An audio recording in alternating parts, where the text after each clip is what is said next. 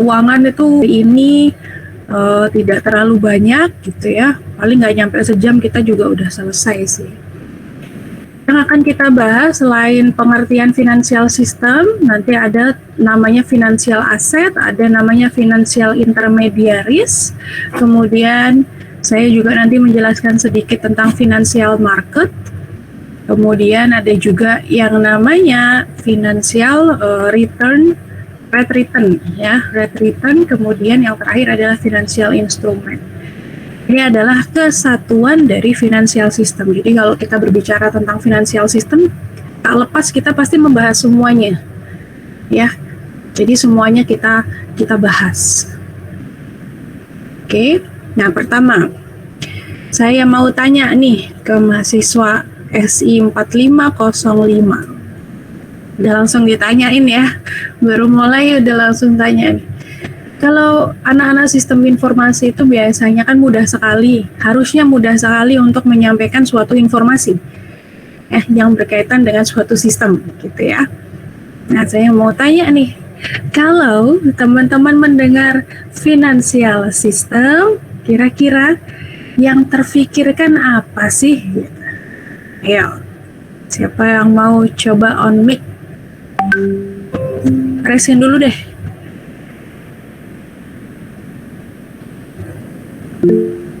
Ya, Aditya.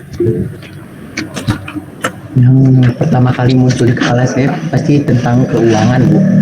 Pengaturan keuangan atau mungkin pengaturan sebuah keuangan di dalam sebuah perusahaan. Oke, pengaturan keuangan di dalam perusahaan, ya. Oke, Rizky. Kalau bagi saya itu kayak tata cara ngatur keuangan juga, Bu. Pengaturan keuangan juga, ya. Iya.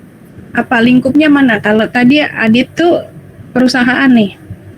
Kalau saya dari hal kecil dulu kayak rumah gitu. Oke, hal kecil boleh. Oke, Bramas. Ya, Bu, menurut saya tuh, Bu, tentang pertukaran dana, Bu. Pertukaran dana. Oke. Menarik nih, pertukaran dana. Dana apa nih? Kayak pinjaman gitu, Bu. Pinjaman. Ya. Oke. Ya, boleh. Dewa. Kalau yang terpenting di saya itu kayak data bagaimana uangnya itu kita simpan, terus juga kita peroleh dan hingga nanti kita keluarkan dulu. Jadi kita bisa lihat jelas sistem keuangannya. Begitu, Bu. Oke. Ya. Dari penjelasan teman-teman nih sudah sebagian kecil gitu ya menjelaskan tentang apa itu financial system. Ya. Jadi teman-teman sudah mulai tahu kalau mendengar suatu kata seperti ini atau kalimat ya yang menyatakan sesuatu, anak-anak sistem informasi harusnya sudah bisa mendeskripsikan ya seperti tadi gitu ya, dalam skala kecil maupun skala besar ya. Tadi ada yang hal-hal kecil yang berkaitan dengan kehidupan sehari-hari, erat sekali gitu ya kaitannya dengan financial system. Apalagi hal-hal besar seperti perusahaan maupun government ya, kita di Indonesia di negara itu pasti erat kaitannya dengan financial system gitu ya. Oke. Nah, ada yang tahu dua bank ini?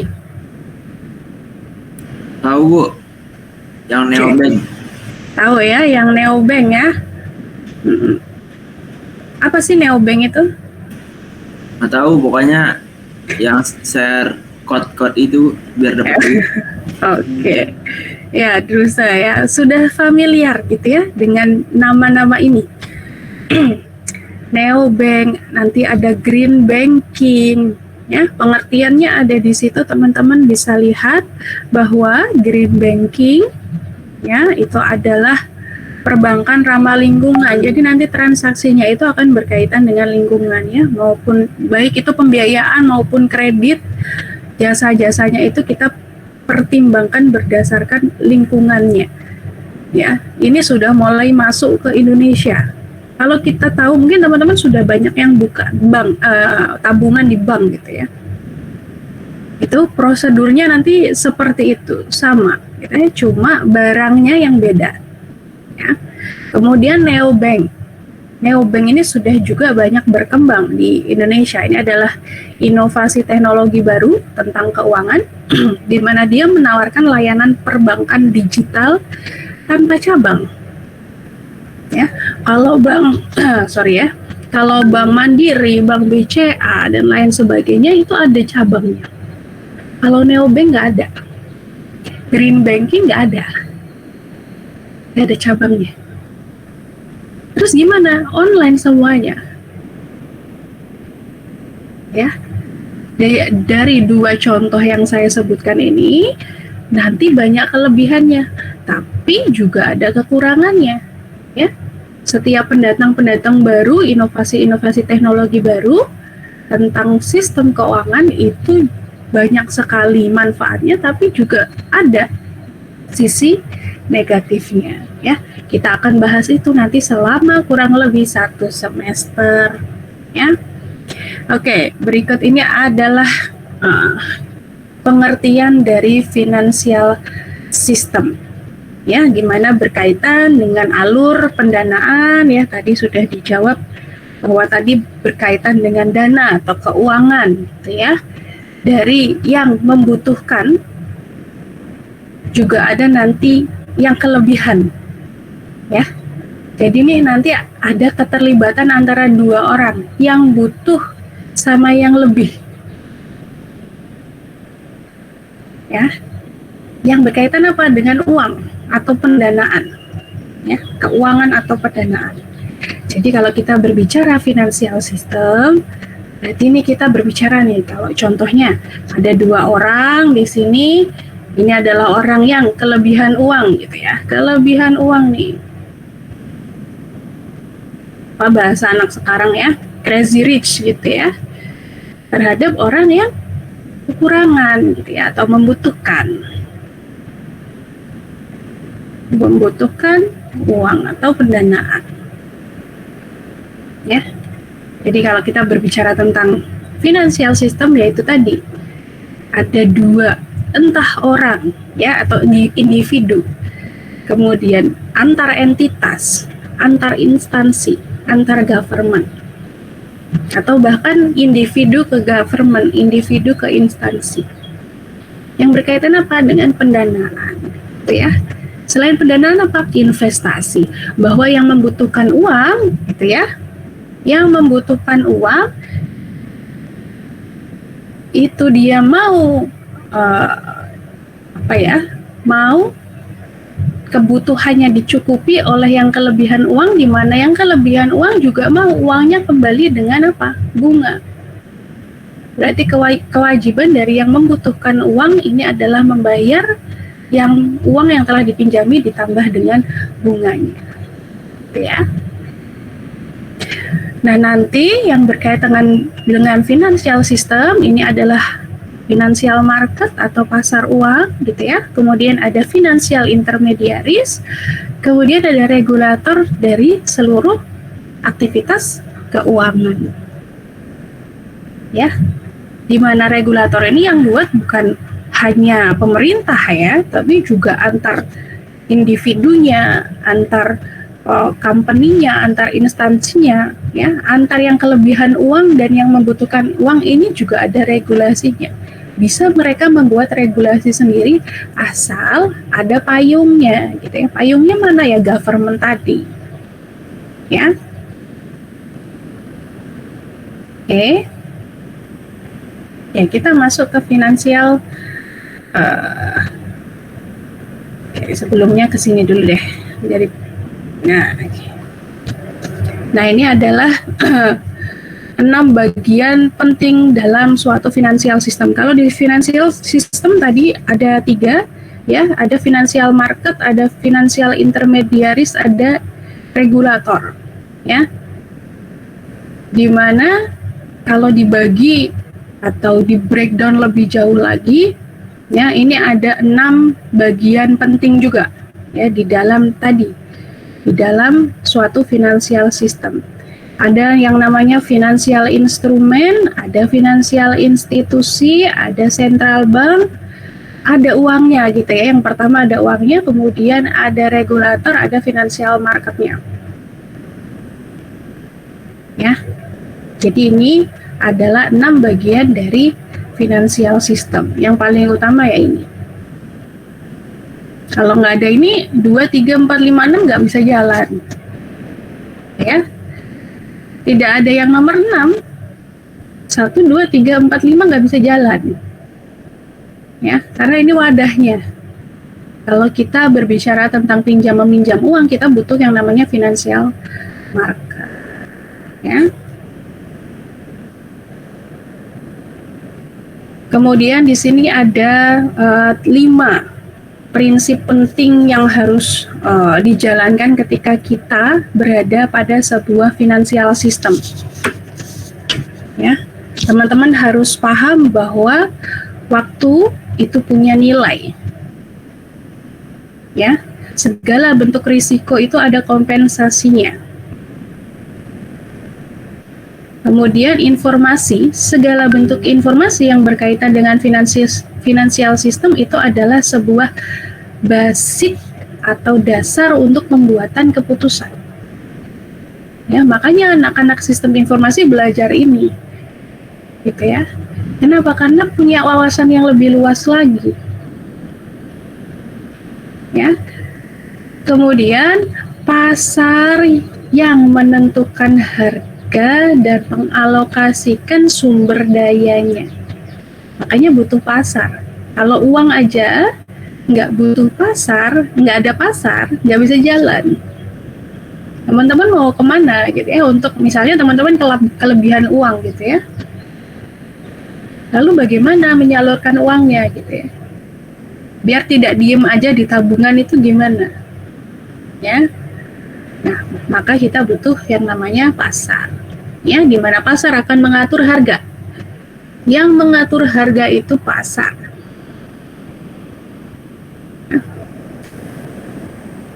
Kemudian kalau 1, 2, 3, 4 ini terpenuhi, maka kita bisa mengatur stabilitas di suatu negara.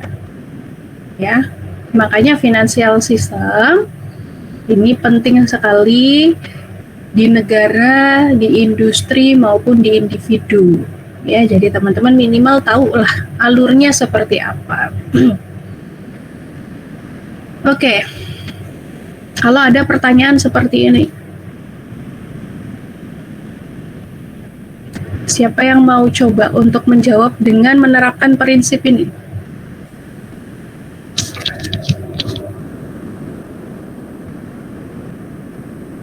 Jadi kenapa rupiah gitu ya, atau uang hari ini itu lebih berharga daripada nanti di kemudian hari?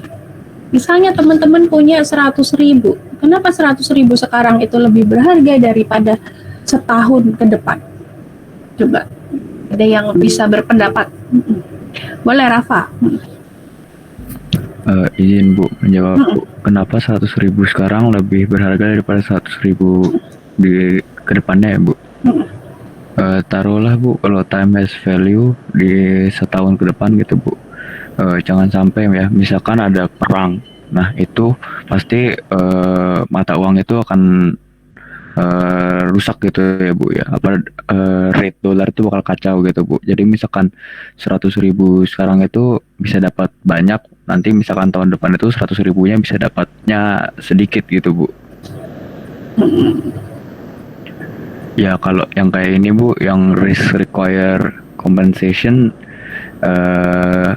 risiko dari semua itu pasti ada ini sih Bu, kayak akibatnya tadi Bu, yang kayak misalkan dolarnya naik, lalu misalkan apa namanya, harga barang semuanya naik seperti itu Bu. Lalu ini ada apa ya, information is the basis for decision, itu nggak tahu sih Bu, ini menurut saya kalau misalkan adanya konflik tersebut Bu, pemerintah itu bisa menentukan gitu Bu, dia mau berhenti mengeluarkan uang rupiah secara fisik, atau mungkin misalkan setahun dia mengeluarkan berapa miliar rupiah lalu dikurangi gitu Bu, jumlah uang kertasnya itu bisa berpengaruh. Lalu market determine prices and allocation resources, yang kayak tadi sih Bu, misalkan kalau saya kasih contoh gitu Bu, misalkan kita tarik balik ke tahun 1997 Bu, itu kan ada namanya krisis moneter yang pertama kali itu bukan di Indonesia Bu. Nah itu semuanya mengikuti gitu Bu, di market Southeast Asia itu lama-lama menjalar, misalkan kayak yang dulu itu pertama mulanya dari Thailand, lalu mulai menjalar ke Indonesia, ke Malaysia seperti itu Bu. Jadi Indonesia ini karena dia negaranya non-blok ya Bu, jadi dia bisa ngikut kemana aja, dan karena efek perang tersebut bisa sangat berpengaruh ke uang 100.000 tadi Bu. Nah, lalu stability improves welfare. Welfare itu artinya apa ya Bu?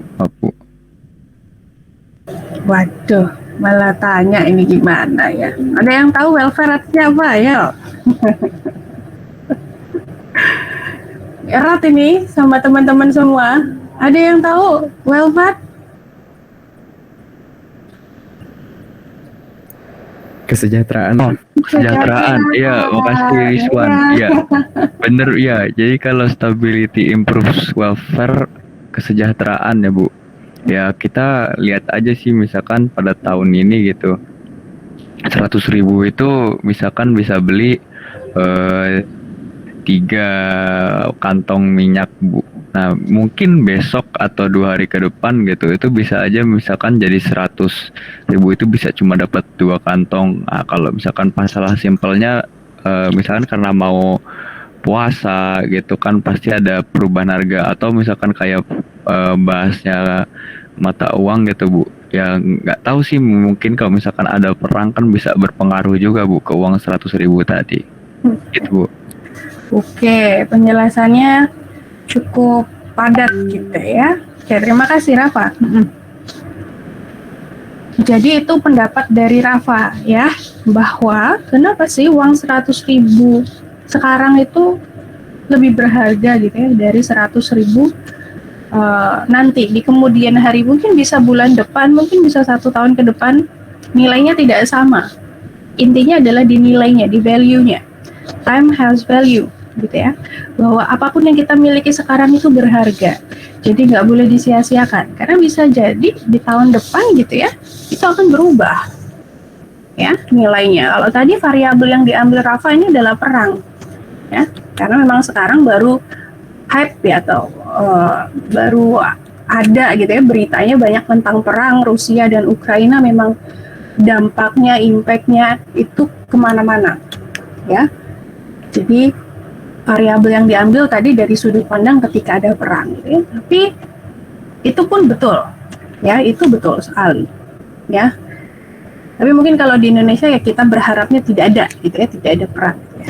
Yang paling dekat adalah inflasi ya. Inflasi itu yang Indonesia selalu rasakan. Ada yang tahu inflasi itu apa?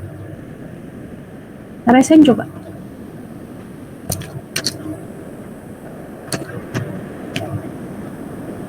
Ada yang tahu?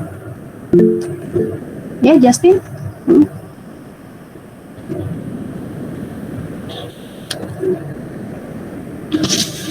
Justin, silakan.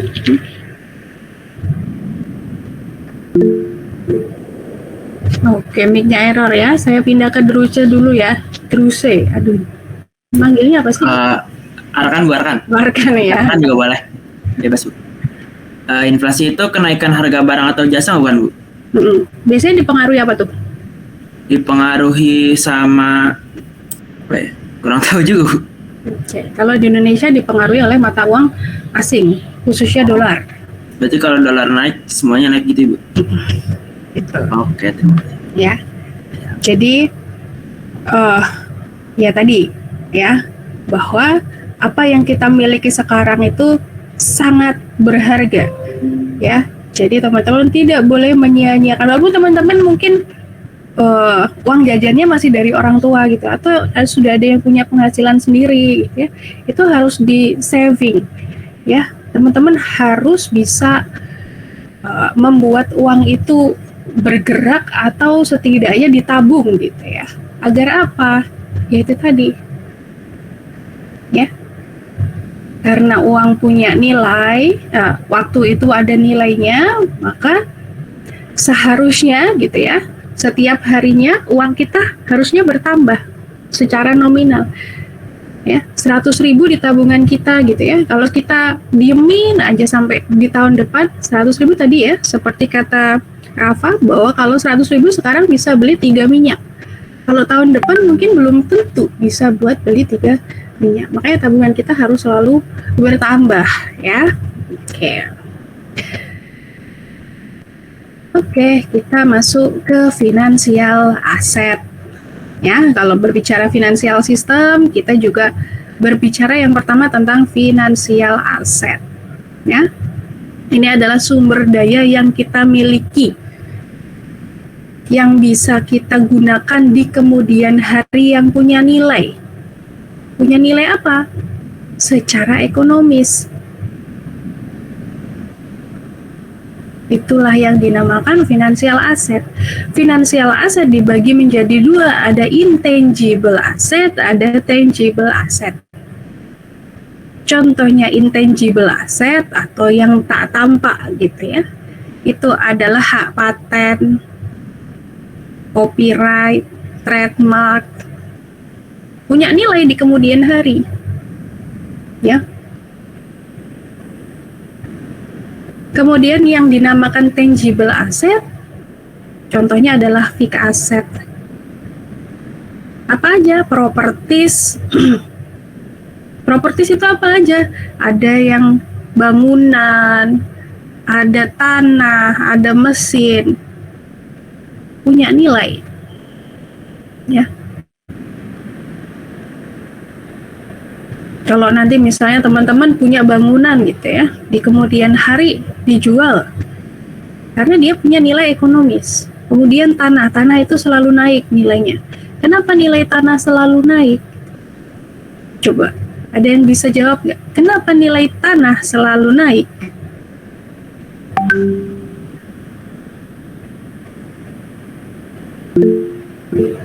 Ya, Rizky. Mungkin karena sekarang kan lahan makin dikit ya Bu ya. Terus banyak juga yang nyari, mungkin karena itu makanya mahal. Berarti ada apa? Ada permintaan, ada supply, ada demand gitu ya. Iya. Itulah kenapa tanah selalu naik nilainya. Ya. Karena nggak bisa hancur, nggak bisa hangus. Ya kecuali gempa bumi atau ada musibah lainnya ya. Begitu. Oke. Nah, ini kenapa kita membutuhkan finansial asset gitu ya. Ini ada nih di sini. Kenapa teman-teman membutuhkan finansial asset? Finansial asset itu terbagi menjadi 2 fungsi prinsipnya. Yang pertama, boleh atau bisa ditransfer dalam bentuk uang. Yang kedua adalah bisa ditransfer atau diretribusi bukan dalam bentuk uang. Ya, atau tangible asset. Bagaimana caranya mentransfer uang? Di sini ada langkah-langkahnya. Mentransfer aset ya. Bagaimana kita mentransfer aset? Caranya seperti ini. Kita harus punya asetnya dulu. Kita butuh financial intermediaries atau perantara keuangan. Ya.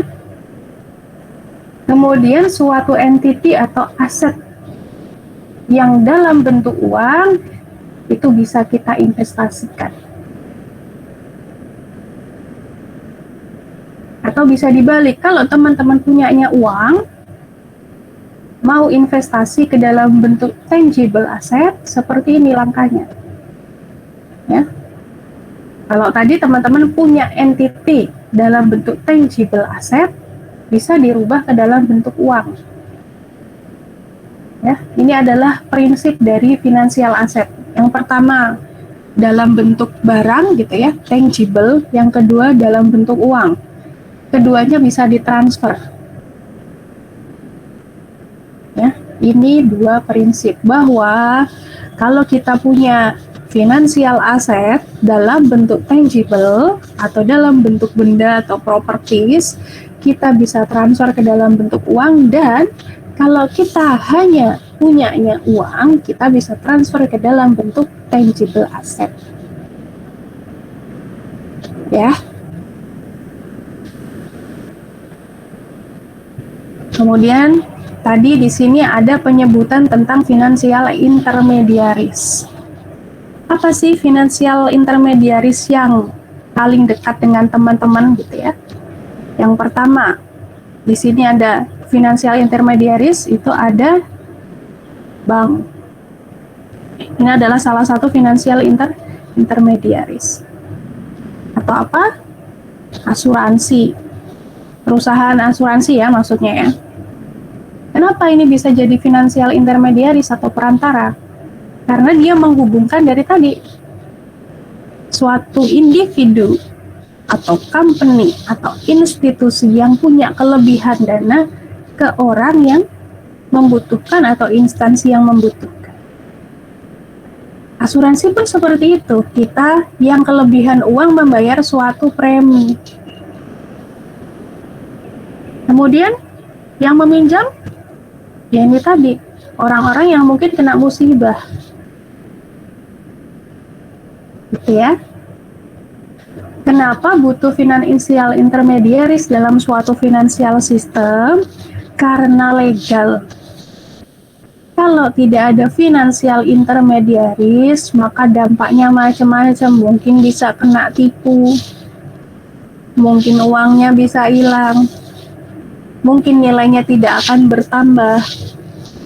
Itu efek bagi yang meminjami, efek bagi yang dipinjami, ya. Itu banyak sekali masalahnya kalau tidak punya financial intermediaries. Bunganya bisa tidak terkontrol, ya, karena yang meminjam itu kan haknya, kewajibannya adalah membayar pinjamannya ditambah bunga. Kalau tanpa financial intermediaries, maka tidak terkontrol bunganya, ya. Jadi memang butuh sekali yang namanya financial intermediaries dalam suatu financial system. Untuk apa? Mengelola tadi regulasi. Ya, kalau kita lewat perbankan dan asuransi itu pasti sudah ada regulasinya ya. Oke. Kemudian di sini ada beberapa contoh-contoh tentang jasa yang diberikan oleh financial intermediaries ya. Jadi teman-teman bisa baca di sini ada gambaran ya tentang financial intermediaries ya dalam suatu financial system gitu ya. Jadi teman-teman harus paham dulu alurnya. Nah, sebentar nih.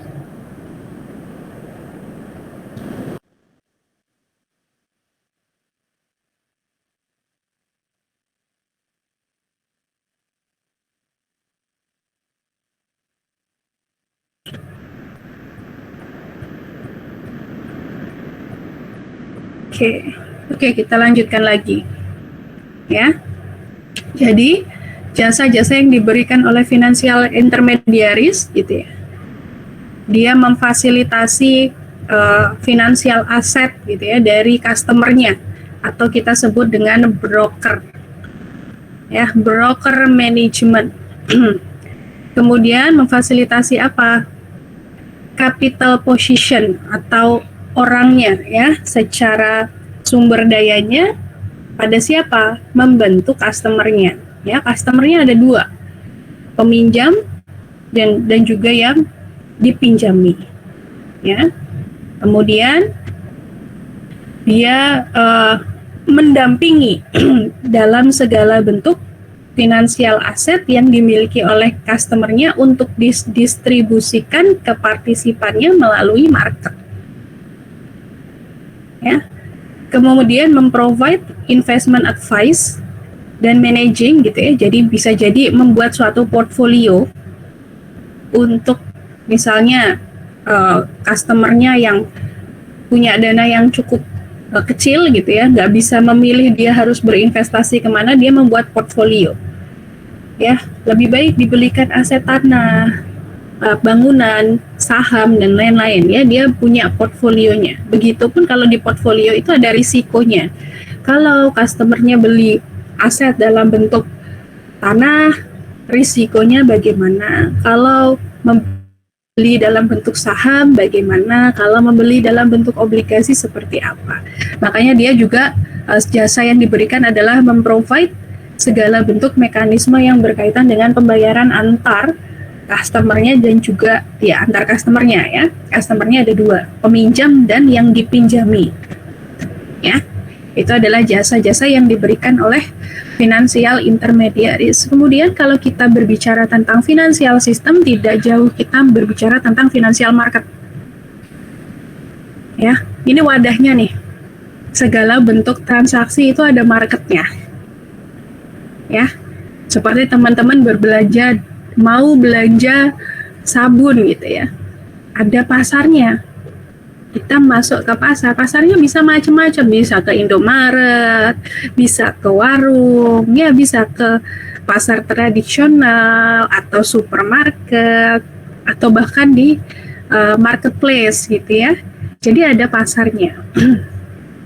Bahwa financial market secara sistem keuangan atau financial system itu memprovide 3 ekonomi atau fungsi ekonomi.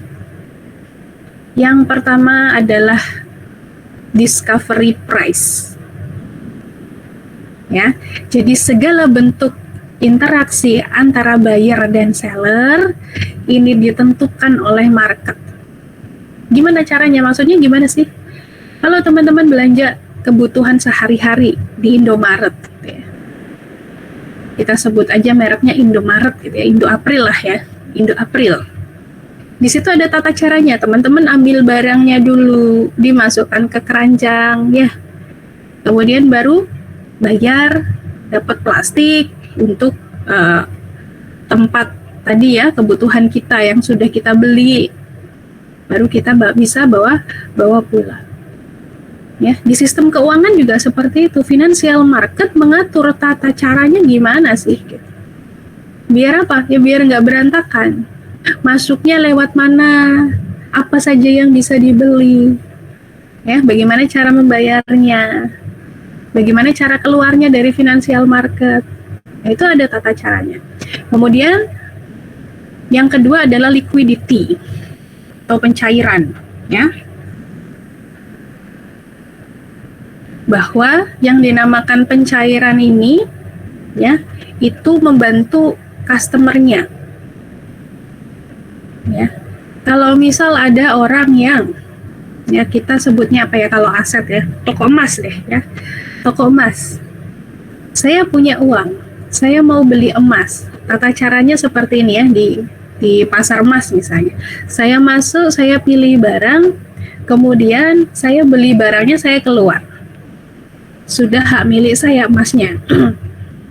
Ya, kalau saya nggak punya uang tapi saya punya emas, saya masuk, kemudian saya jual emasnya ke penjualnya ya, ke financial marketnya, kemudian saya dapat uang, saya keluar.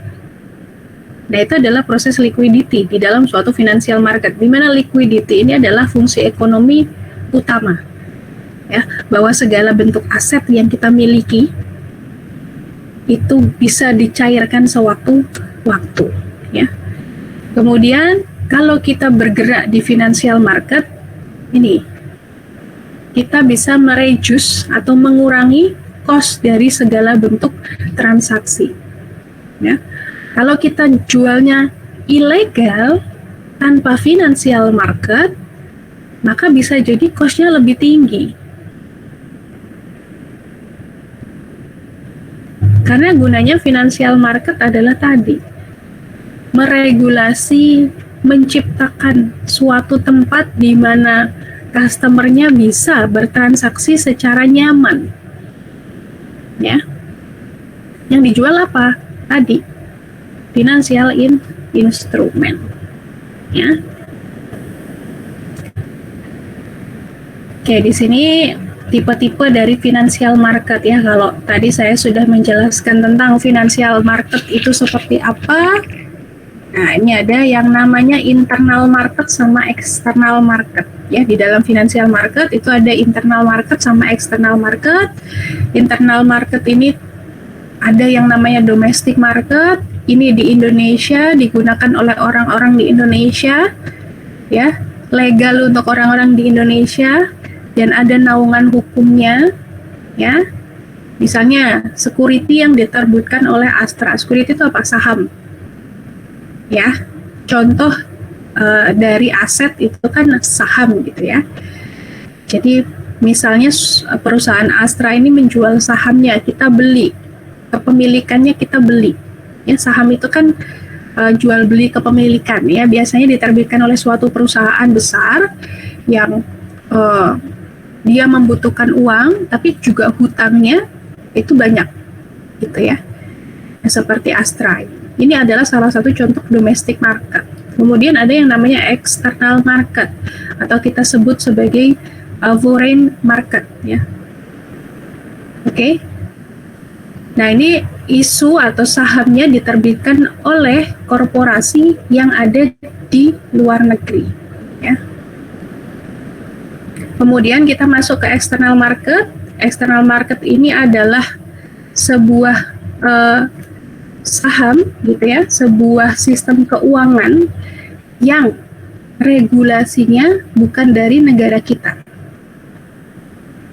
ya, tapi menaungi oleh beberapa negara, misalnya Asia ya. Financial system di Asia itu diterbitkan oleh siapa regulasinya? Nah, itu dinamakan external market.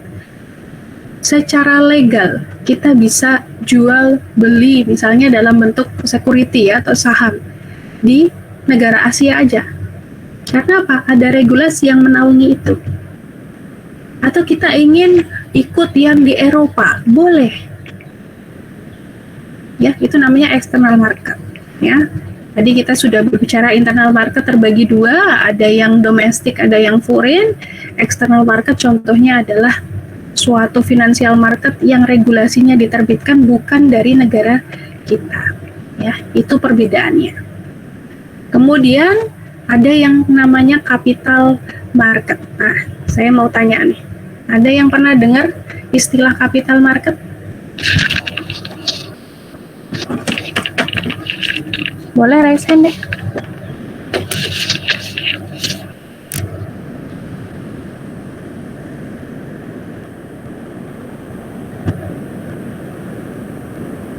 Ada yang mau coba menjelaskan apa sih capital market?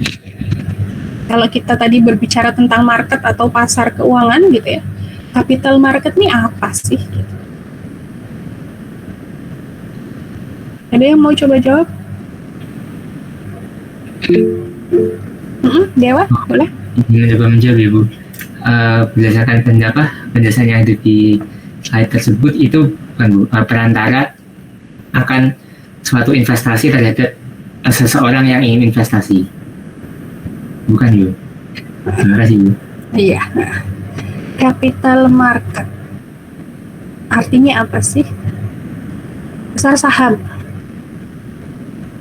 Ya, pasar saham itu dinamakan capital market, di mana dia tadi ya seperti yang sudah disebutkan Dewa itu salah satu bentuk wadah ya dari penjual dan pembeli gitu ya. Dalam apa? Dalam aktivitas yang berkaitan dengan kredit jangka panjang. Kok bisa gitu ya? Adalah berkaitan dengan saham atau security.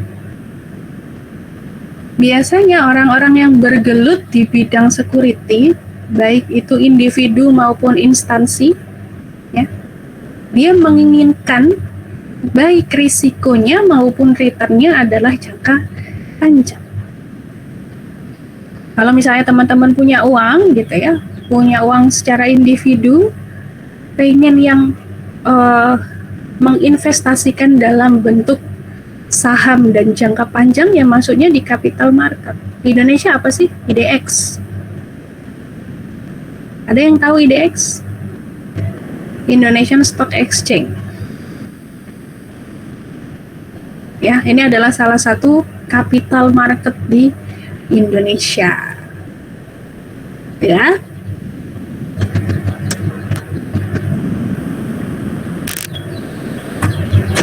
Oke, di bawahnya itu hanya penjelasan sekilas ya, contoh-contohnya. Kemudian di dalam capital market, di dalam financial market tidak hanya capital market tapi juga ada money market.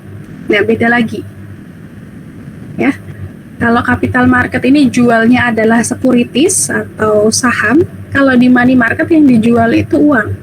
Misalnya, teman-teman ingin deposit pada bank. Ini adalah contoh money market. Marketnya mana? Bank. Ya. Kemudian teman-teman mau obligasi. Marketnya mana? Perbankan. Ya, jadi harus tahu ya bedanya money market dengan capital market. Kalau capital market naungannya kalau di Indonesia ya, yang paling besar adalah Indonesian Stock Exchange. Kalau money market misalnya teman-teman nih mau investasi mata uang asing, dolar lah atau pound sterling lah. Itu adalah salah satu bentuk money market, bukan saham. Ya. Jadi investasi falas atau valuta asing itu salah satu bentuk money market. Kalau securities itu salah satu bentuk dari produk yang dijual oleh capital market. Ya. Nah, instrumen dari money market ini ada treasury bill gitu ya, kemudian ada commercial paper, kemudian ada sertifikat deposito. Kalau kita bergerak atau kita mau investasi dalam bentuk deposito, kita punya kayak sertifikat gitu ya, kecil sekali bentuknya ya, tergantung banknya nanti ditulisnya apa, kemudian di belakangnya ada resiko jangka panjang, resiko jangka pendeknya gitu dan lain sebagainya ya. Kemudian ini fitur-fitur yang disediakan oleh money market ya, bisa dalam bentuk short term.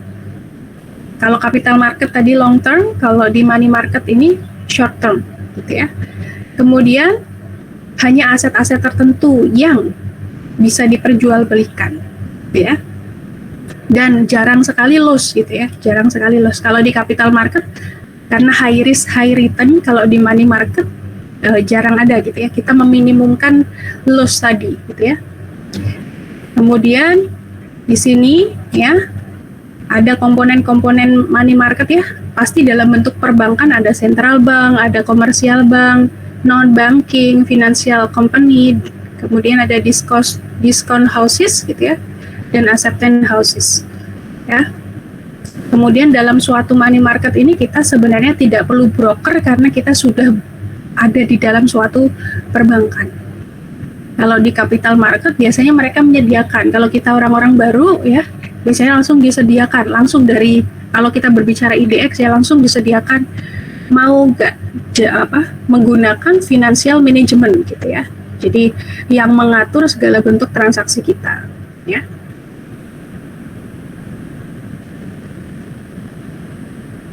Kemudian di sini ada global financial system ya, untuk gambaran teman-teman bahwa secara global gitu ya, ada financial market ini ada beberapa fungsi.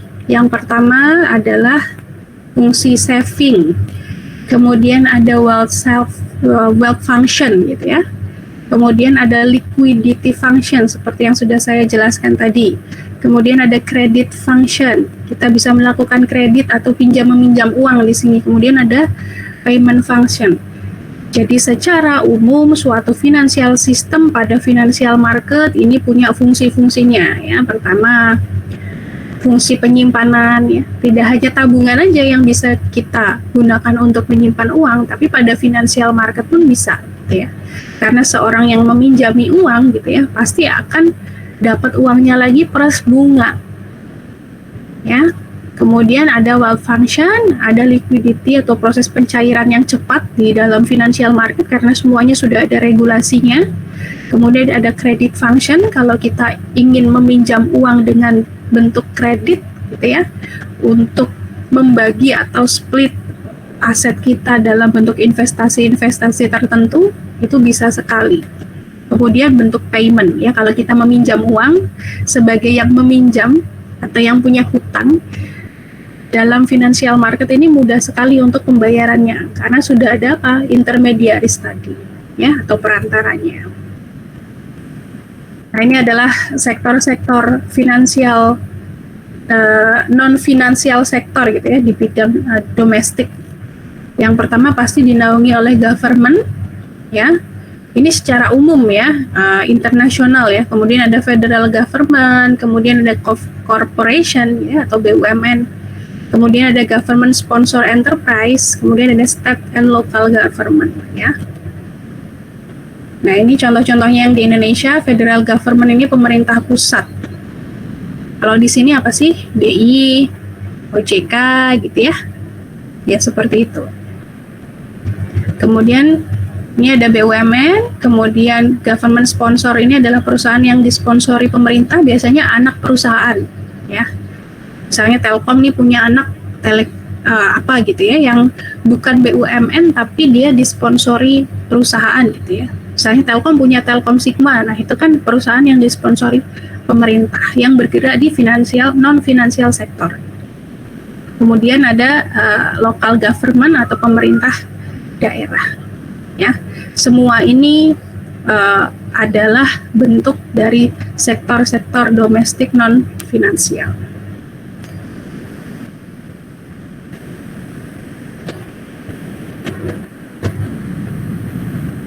Ini salah satu aset dari beberapa perusahaan BUMN gitu ya, yang bukan merupakan bisnis keuangan tapi asetnya paling tinggi.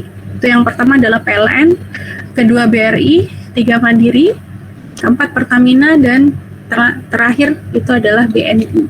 Ya. Ini di tahun 2020. 2021 saya belum dengar ya yang tertinggi yang mana, sepertinya masih PLN gitu ya. Ini baca terakhir saya 2020.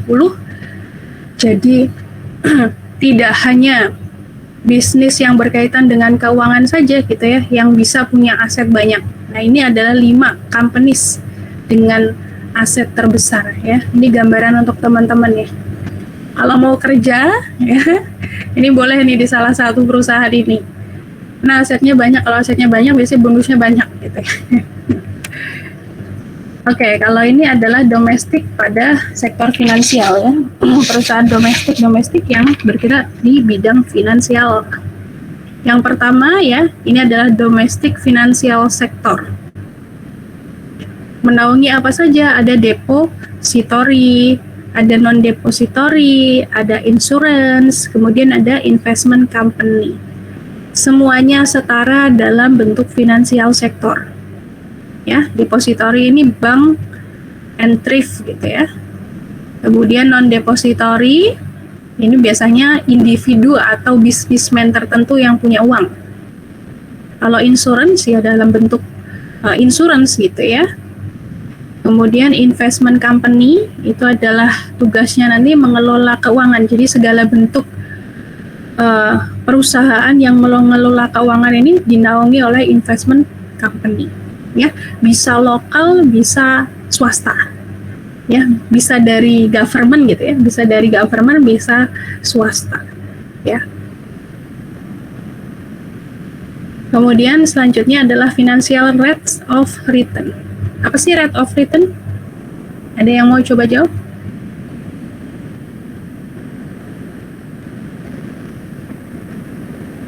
Rate of return itu apa? Ada yang pernah dengar? Boleh Rizky?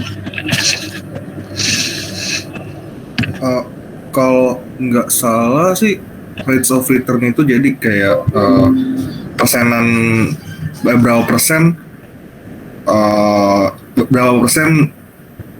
investasi yang kita buat itu kita mendapatkan keuntungan selama setahun nggak salah hitungannya ya.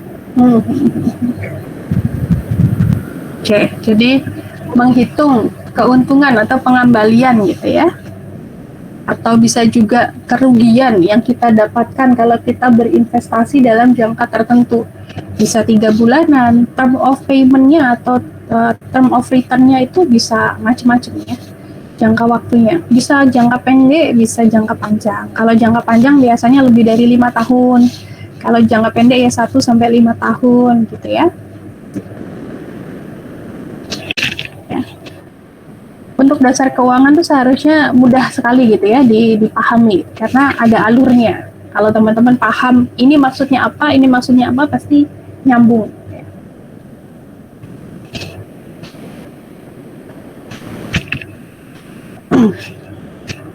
Oke, ini ada beberapa contoh dari kasus untuk rate of return gitu ya. Most household in India still prefer to invest on physical asset. Jadi orang-orang di India itu sukanya ya berinvestasi dalam bentuk aset fisik yang bisa dilihat seperti apa, tanah, bangunan, emas, silver, berlian dan lain sebagainya. Pokoknya yang bisa dilihat gitu. Yang bisa dilihat dengan jelas.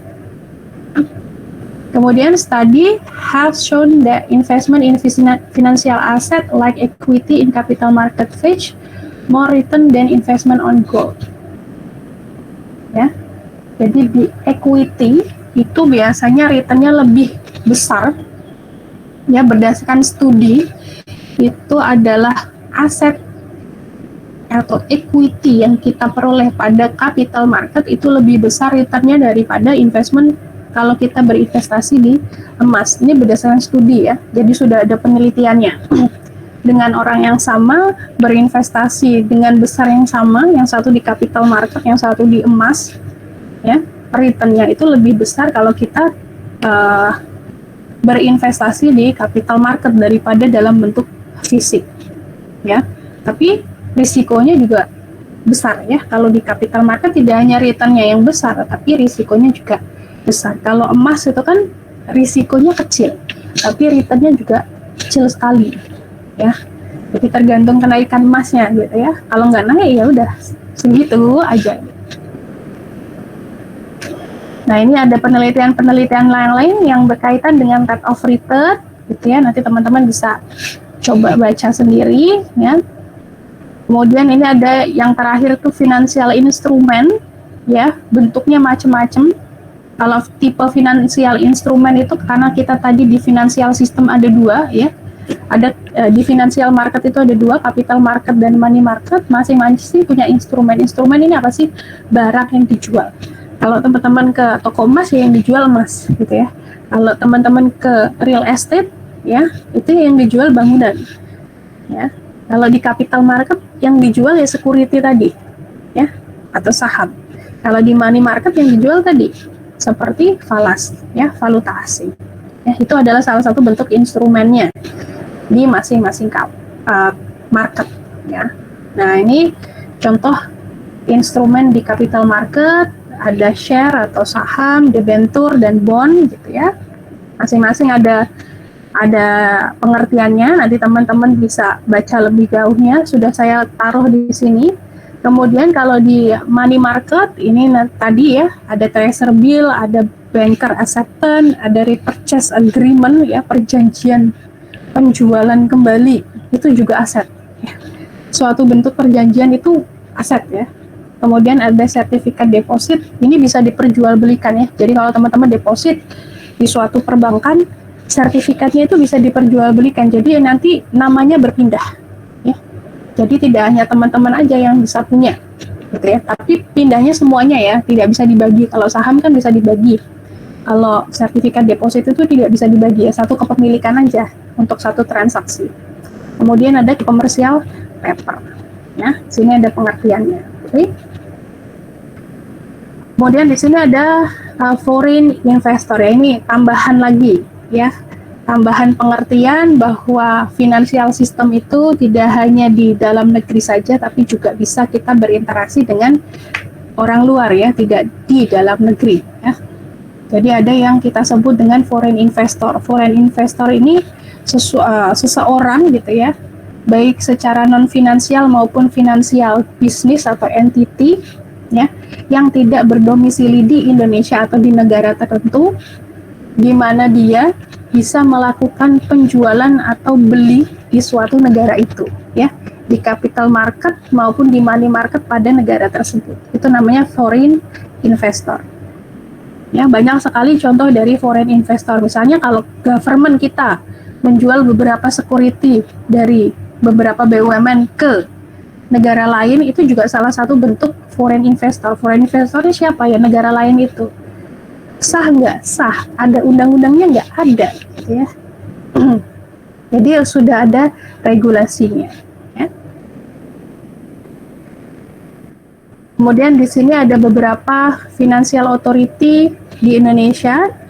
Yang pertama ada Indonesian Financial Service Authority atau OJK. Ya. Kemudian ada Bank Indonesia.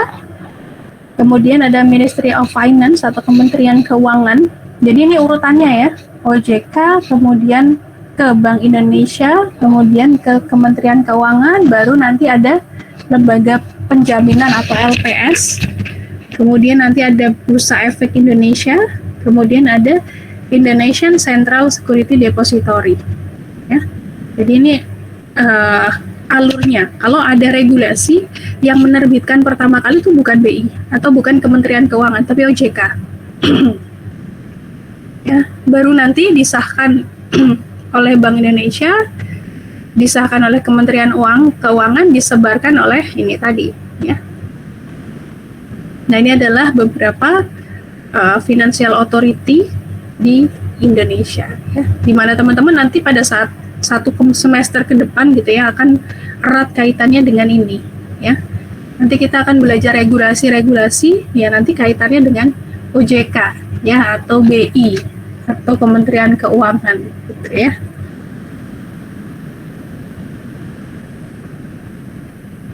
Oke, ada kesimpulan yang sudah kita pelajari hari ini bahwa ada beberapa kunci ketika kita menjalankan financial system secara baik, ya.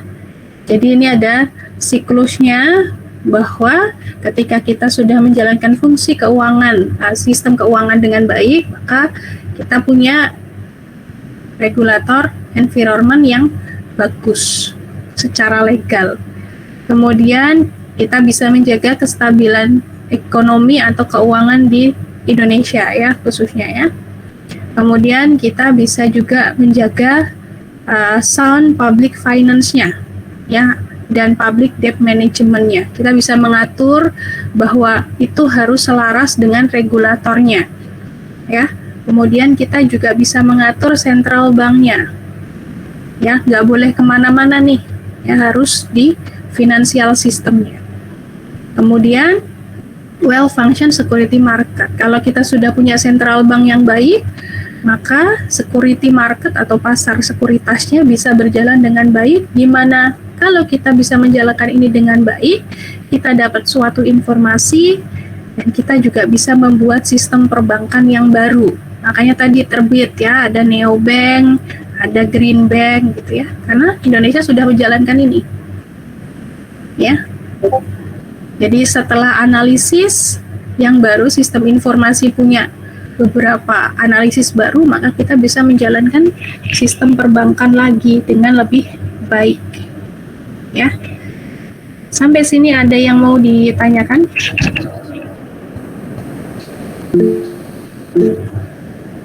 Boleh, Alfi.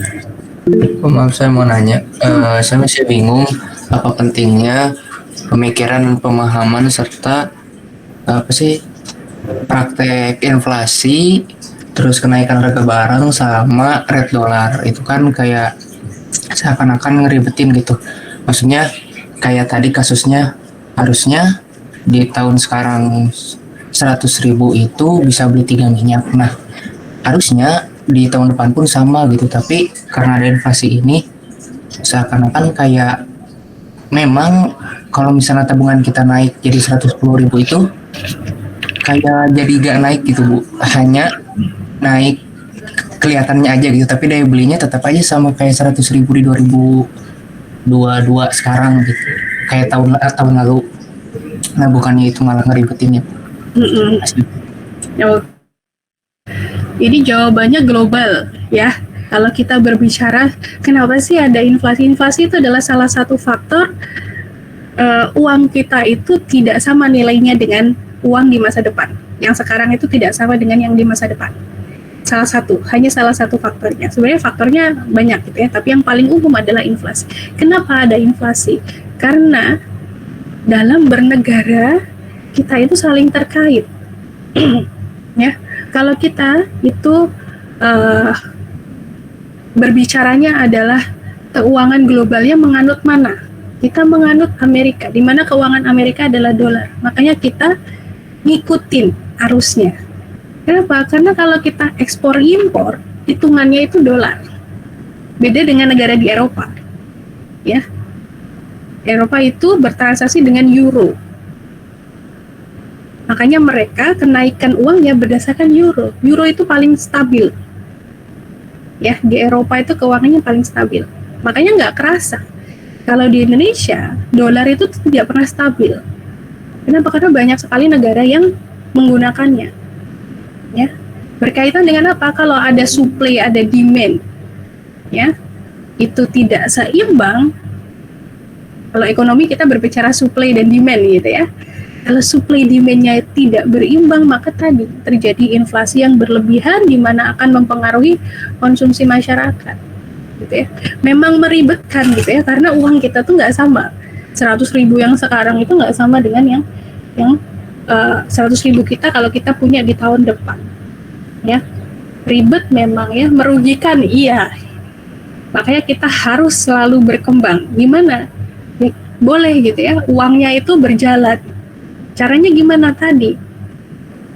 Bisa kita pergunakan untuk investasi, atau kita perjualbelikan di suatu market. Ada money market, ada capital market. Ya, itu ya Alfi ya. Menjawab nggak ya? Berarti investasi itu hanya untuk mempertahankan daya beli uang aja, bukan untuk meningkatkan. Ya, kalau nominalnya kita tambah terus ya meningkatkan gitu ya. Kalau returnnya itu ada, meningkatkan. Ya. Ya Bu, terima kasih Bu. Tapi tidak akan mengurangkan ya, kecuali rugi ya, kecuali rugi itu berkurang ya. Tapi kalau selama kita berinvestasi dengan regulasi yang jelas, saya rasa tidak ya jarang lah, risikonya itu berat gitu ya. Oke. Rizky Aditya, mau nanya sama Rizky? Tadi mau nanya ini, berarti kalau misalnya di investasi itu, berarti kita memasukkan uang ke suatu, misalnya kayak ke suatu saham atau suatu pendapatan uang gitu, misalnya atau yang lain-lain, biar istilahnya kayak uang kita beku gitu istilahnya. Jadi kalau misalnya pas kita tarik, uang yang kita ambil itu sudah sesuai dengan rate of return dan sesuai dengan inflasi yang ke depannya, kayak gitu ya? Ya, jadi seperti tadi ya, setidaknya kita tidak mengurangkan nilai uang kita. Kalau hanya di tabungan, di perbankan kita nabung aja, uangnya kan nilainya, nilai ekonomisnya ya, bukan ratusan ribunya ya, itu akan berkurang nilai ekonomisnya. Ya, sama dengan yang ditanyakan Alfi itu. Kita mempertahankan nilainya biar nilai ekonomisnya sama ya, nilai ekonomisnya sama, minimal nilai ekonomisnya sama. Beda ya, nilai nominal uang sama nilai ekonomis itu berbeda. Kalau kita berinvestasi, kita setidaknya minimal adalah mempertahankan nilai ekonomisnya. Ya, nanti kalau seiring berjalannya waktu, kalau kita tambahkan uangnya ya nanti naik gitu ya. Oke, Rizky, ada yang mau ditanyakan lagi? Sama tanya satu lagi Bu. Tadi kan udah dijelaskan ya kayak kunci-kunci apa agar suatu sistem finansial itu selalu berjalan terus ya. Yang saya penasaran tuh kenapa finansial sistem di dunia nyata ya, atau kenapa sebuah sistem finansial itu bisa jatuh. Misalnya kayak di Indonesia kan waktu itu ada krisis moneter, yang dulu. Terus kalau misalnya di sejarahnya Amerika itu ada Great Depression sama Great Recession yang sama-sama berhubungan sama finansial kan. Itu kenapa bisa jatuh seperti itu, Bu? Banyak ya. Kalau untuk faktor ya, kalau kita sebut variabel penyebab krisis moneter itu banyak sekali. Ya. Yang pertama paling utama itu politik, itu yang mempengaruhi. Makanya di suatu negara itu politiknya harus stabil. Biar apa? Biar kita nggak ngalami krisis moneter. Krisis moneter itu apa sih? Krisis keuangan, di mana seluruh harga asetnya turun, anjlok. Bisnisnya nggak bisa bayar utang dan lain sebagainya. Itu krisis moneter. Ya. Kalau kita lihat salah satu negara lah yang politiknya paling stabil itu di Korea Utara. Dari dulu Korea Utara terbit sampai sekarang uangnya stabil. Bisnisnya stabil, pemerintahnya stabil, nggak ada krisis moneter. Kalau di Indonesia, kenapa ada krisis moneter di tahun 98? Karena politik. Yang paling utama itu adalah politik. Ya. Jadi kalau kita anak-anak muda ini bisa mempertahankan politik di Indonesia, ya kemungkinan kita nggak akan melewati krisis moneter lagi, ya. Jadi politiknya harus stabil dulu. Di negara itu politiknya harus stabil. Kenapa? Naungannya tuh di politik, gitu. Ya, itu jauh sekali nanti kalau kita diskusi tentang itu ya. Ya, Rizky ya. Iya, Bu. Oke, Kesa, ada yang mau ditanyakan? Iya, saya ingin bertanya, Bu. Kan untuk sekarang ini kan investasi di properti itu kan cukup profitable dan cukup stabil gitu ya, Bu. Dan setiap tahunnya akan naik terus harga tanah atau harga rumah. Tapi kalau kita lihat dari sisi lain, bagaimana nanti di masa depan misalnya yang anak-anak yang saat nanti tumbuh itu dia pengen punya rumah tapi harganya sangat tidak masuk akal gitu loh. Ya. Apalagi dengan pertambahan penghasilan yang mungkin tidak sebanding dengan pertambahan harga rumah gitu. Itu gimana kira-kira ininya, Bu? Solusinya gitu. Oke. Waduh, saya diminta untuk memberikan solusi gitu ya. Oke, kita jawab dulu deh.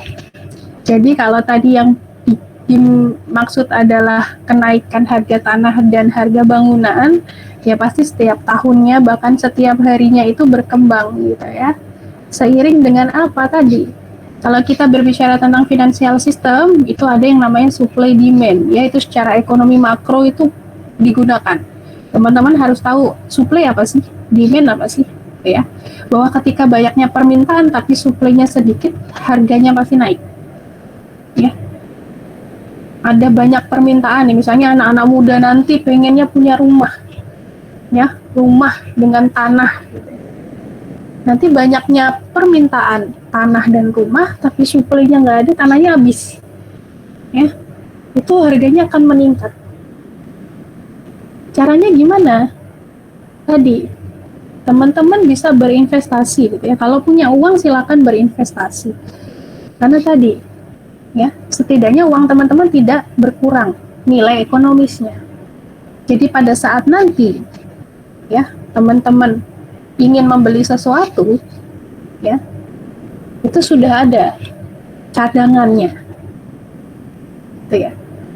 Bahwa investasi itu dilakukan ketika orang-orang punya kelebihan uang, ya. Kalau teman-teman punya kelebihan uang, teman-teman boleh berinvestasi. Nah, caranya gimana? Nah, nanti seiring berkembangnya waktu gitu ya, teman-teman sudah mulai masuk ke dunia kerja dan lain sebagainya gitu ya. Gajinya nanti meningkat setiap tahun, itu kan wajib ya. Perusahaan harus menaikkan gaji setiap tahunnya. Teman-teman harus apa? Saving. Ya, salah satu bentuk fungsi di financial market itu kan saving. Silakan bertransaksi hanya untuk saving saja, boleh, bisa. Gitu ya. Jadi mulai melek untuk berinvestasi, mulai paham bagaimana sih investasi itu. Kalau kita berbicara dasar keuangan, pasti erat kaitannya dengan kita selalu membicarakan uang dan uang dan uang gitu ya. Investasi, investasi, investasi. Jadi teman-teman harus sudah mulai melihat prospek. Ya, sekarang kan prospeknya banyak. Kalau teman-teman buka di sosial media itu banyak sekali ya. Penjelasan-penjelasan yang berkaitan dengan kegiatan anak muda zaman sekarang ya. Kemudian apa sih hal-hal apa saja yang bisa membuat kita punya uang lebih gitu ya, itu kan banyak sekali ya. Jadi bisa lah nanti teman-teman nih, kalau saya lihat kalau ada usaha pasti bisa nanti beli rumah gitu ya. Oke, Kesaf ya.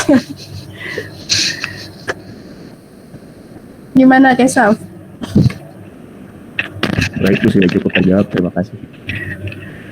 Oke, ada pertanyaan lain?